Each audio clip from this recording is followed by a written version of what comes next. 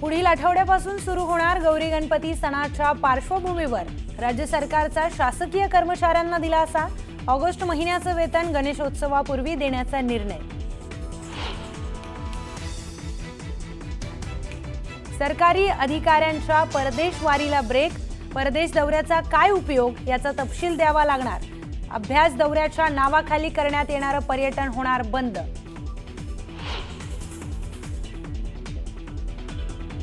प्रांजल खेवलकराचा पाय आणखी खोलात। खेवलकरवर आणखी गुन्हे दाखल होण्याची शक्यता। अनेक तरुणी तक्रार देण्यासाठी पुढे येण्याची तयारी।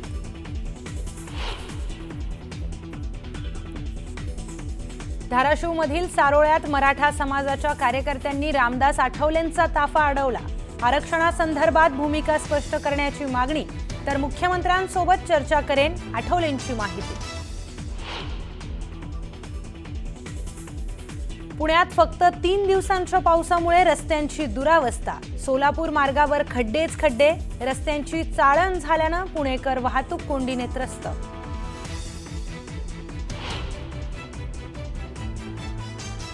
गणेशोत्सवानिमित्त भाजपकडून कोकणात जाणाऱ्यांसाठी 2 स्पेशल ट्रेन तर 500हून जास्त बसेसही सोडण्यात येणार।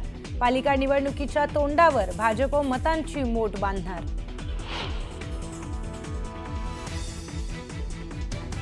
कोकणात जाणाऱ्या गणेश भक्तांना मोठा दिलासा। गणेशोत्सवात कोकणात जाणाऱ्या भाविकांना टोल माफी।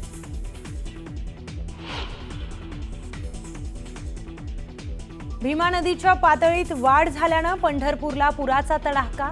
गोपाळपुराचा पूल पाण्याखाली, तर पंढरपूर मंगळवेढा वाहतूक विस्कळीत।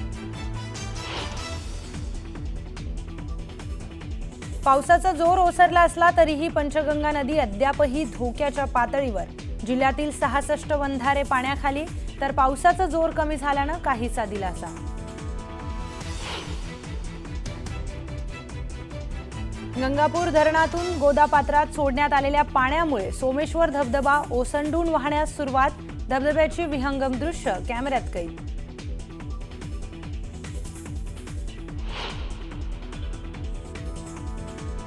मुंबई गोवा महामार्गाची दुर्दशा कॅमेऱ्यात कैद। चिपळूणमधील वाशिष्ठी नदीवरच्या पुलाचा ड्रोन व्हिडिओ समोर। शेकडो खड्ड्यांनी या रस्त्याची पुरती चाळण।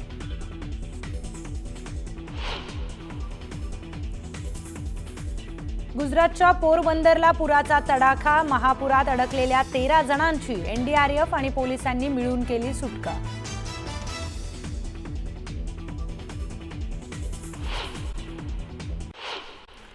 सांगलीच्या कृष्णेची पाणी पातळी हळूहळू कमी होते, मात्र कृष्णेची पातळी सध्या 42 फूट असल्यामुळे शहरातील नागरी वस्तीमधील सखल भागात अजूनही पाणी साचलेलं आहे। शहरातील सूर्यवंशी प्लॉट, मगरमच्छ कॉलनी, काकानगर, ईदगाह परिसर या भागात अजूनही पाणी साचलेलं आहे। सांगलीच्या कृष्णा आणि वारणा नदीपात्रात वाढ झालेली आहे, त्यामुळे दोन्ही नद्यांचं पात्र पसरले। याच कृष्णेचा आणि वारणेचा संगम सांगलीच्या हरिपूर इथे होतो, त्यामुळे वारणा आणि कृष्णा नदीचं पात्र पाणी हे नदीपात्राबाहेर गेलंय। याचंच विहंगम दृश्य ड्रोनद्वारे टिपण्यात आलंय। सांगलीच्या कृष्णा नदीच्या वाढलेल्या पाणी पातळीमुळे नदीपात्रामधील मगरींनी आता शेतात तळ ठोकलाय। सांगलीवाडी इथे 2 मगरींचं दर्शन झालं, यामुळे ग्रामस्थांमध्ये भीतीचं वातावरण आहे। कृष्णा नदीच्या महापुरानं यंदा अनेक संकटं सोबत आणली आहेत। काही घरात पाणी शिरलंय, तर काही ठिकाणी शेतीचं नुकसान झालंय, तर अनेक घरांमध्ये विंचूची फौज दाखल झाली। आमनापूर येथील पर्यावरणप्रेमी संदीप नाझरे यांनी या विंचवांच्या काही खास हालचाली टिपलेल्या आहेत। सांगलीतील कृष्णा नदीची पाणी पातळी आता ओसरू लागली आहे। रात्रीपासून पाणी पातळीत 8 इंचांची घट झाली आहे, त्यामुळे कृष्णा काठावर घोंगावणारं महापुराचं संकट तुर्तास टळलंय। जळगावच्या चाळीसगाव तालुक्यातील मन्याड धरण ओव्हरफ्लो झाले। धरणातून मोठ्या प्रमाणात पाण्याचा विसर्ग सुरू आहे। मन्याड धरण ओव्हरफ्लो झाल्यामुळे 22 गावांचा पिण्याच्या पाण्याचा तसंच सिंचनाचा प्रश्न देखील मिटलाय। नाशिकमध्ये पावसानं विश्रांती घेतल्यामुळे गोदावरी नदीची पाणी पातळी पूर्वपदावर आली। गंगापूर धरणातून पाण्याचा विसर्ग कमी करण्यात आलाय। शहर आणि परिसरात ढगाळ वातावरण मात्र कायम आहे। जळगाव शहरात 2 दिवसांच्या खंडानंतर अचानक मुसळधार पावसाला सुरुवात झाली। 15 मिनिटात झालेल्या मुसळधार पावसानं नागरिकांची दाणादाण उडवली। केवळ 2 तासात 60 मिलीमीटर पावसाची नोंद झाल्यामुळे अनेक वर्दळीच्या रस्त्यांवर पाणी साचलंय। भीमा नदीच्या पाणी पातळीत वाढ झाल्यामुळे पंढरपूरला पुराचा तडाखा बसलाय. गोपाळपूरचा पूल पाण्याखाली गेलाय. पुरामुळे पंढरपूर मंगळवेढा वाहतूक विस्कळीत झाली. चंद्रभागा नदी दुथडी भरून वाहू लागली असून घाटाच्या पहिल्या पायरीला पुराचं पाणी लागलंय. कोल्हापुरात पावसाचा जोर ओसरलाय, मात्र अजूनही पंचगंगा नदी धोक्याच्या पातळीवरच आहे. जिल्ह्यातील 66 बंधारे पाण्याखाली गेलेत. पंचगंगा नदीची पाणी पातळी गेल्या 12 तासात फक्त 2 इंचानं घटली आहे. नाशिकच्या गंगापूर धरणातनं गोदावरी नदीत पाणी सोडण्यात आल्यामुळे नाशिकचा प्रसिद्ध सोमेश्वर धबधबा पुन्हा एकदा खळाळून वाहतोय. गोदापात्रातील उंच कातळावरनं वेगानं खाली कोसळणाऱ्या या पाण्यामुळे सोमेश्वर धबधब्याचं काहीसं रौद्र तर काहीसं विहंगम दृश्य सध्या बघायला मिळतंय. राज्यात आजपासून पावसाचा जोर ओसरण्याचा अंदाज हवामान विभागानं वर्तवलाय. रायगड, रत्नागिरी, पुणे आणि सातारा जिल्ह्यांना हवामान विभागानं येलो अलर्ट दिलाय. या भागात तुरळक ठिकाणी जोरदार सरींची शक्यता हवामान विभागानं वर्तवली आहे. उर्वरित राज्यात ढगाळ हवामानासोबतच मुख्यतः पावसाची उघडीप राहण्याची शक्यता आहे.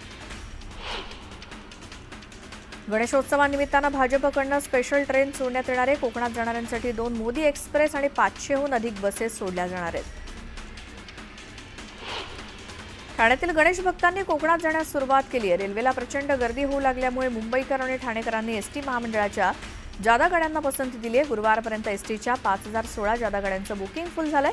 मुंबई, ठाणे, पालघर परिसरातनं या गाड्या सुटणार असून सिंधुदुर्ग, रत्नागिरी आणि रायगडच्या गावोगावी पोहोचणार आहेत.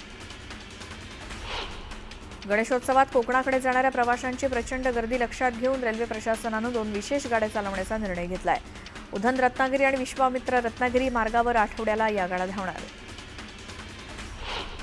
सोलापूरचे सर्वसामान्य नागरिक, उद्योजक, व्यापारी आणि लोकप्रतिनिधी यांची दीर्घ कालावधीपासून प्रलंबित असलेली सोलापूर ते मुंबई विमानसेवेची मागणी सप्टेंबर 2025 अखेरपर्यंत पूर्ण होतीये. डीजीसीएकडनं स्टार एअरला सोलापूर ते मुंबई विमानसेवा सुरू करण्याची परवानगी मिळाली आहे.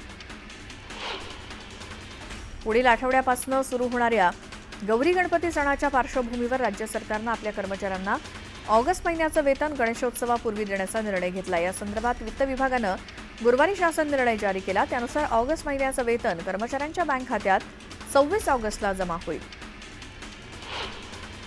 केंद्र शासनाच्या मिशन शक्ती अंतर्गत सामर्थ्य या उपक्रमात महिलांना नोकरी दरम्यान मुलांची काळजी घेता यावी यासाठी 6 महिने ते 6 वर्ष वयोगटातील मुलांसाठी अंगणवाडीमध्ये पाळणा ही योजना सुरू करण्यात आली आहे. त्यामुळे कामगार आणि नोकरदार महिलांना मोठा दिलासा मिळणार असून मुलांच्या संगोपनासाठी सुरक्षित आणि दर्जेदार सुविधा उपलब्ध होणार असल्याची माहिती महिला आणि बालविकास मंत्री आदिती तटकरे यांनी दिली. केंद्र सरकारनं सध्याची 4-स्तरीय जीएसटी प्रणाली सोपी करून 2 टप्प्याची करण्याचा प्रस्ताव दिला होता. मंत्री समूहानं गुरुवारी याला मान्यता दिली. या ऐतिहासिक निर्णयामुळे येत्या दसरा दिवाळीमध्ये अनेक वस्तू स्वस्त होण्याची शक्यता आहे. सरकारी अधिकाऱ्यांच्या परदेश दौऱ्यावर सरकारनं नियंत्रण आणलंय. अधिकाऱ्यांकडून करण्यात येणाऱ्या परदेश दौऱ्याचा सरकारला काय उपयोग होणार याचा तपशील द्यावा लागणार आहे. हा तपशील असलेला अर्ज भरून दिल्यानंतरच दौऱ्याला सरकारची परवानगी मिळेल. खासगी तसंच सरकारी इलेक्ट्रिक 4चाकी वाहनांना अटल सेतूवर टोल माफी करण्यात आली असून आजपासून अंमलबजावणी करण्यात येईल अशी माहिती सूत्रांनी दिली. एप्रिल महिन्यात केलेली घोषणा अटल सेतूवर आता अंमलात येणार असून राज्यातील मुंबई पुणे द्रुतगती महामार्ग आणि समृद्धी महामार्ग या 2 महामार्गावर येत्या 2 दिवसात इलेक्ट्रिक वाहनांसाठीची ही टोल माफी लागू होण्याचे संकेत मिळाले.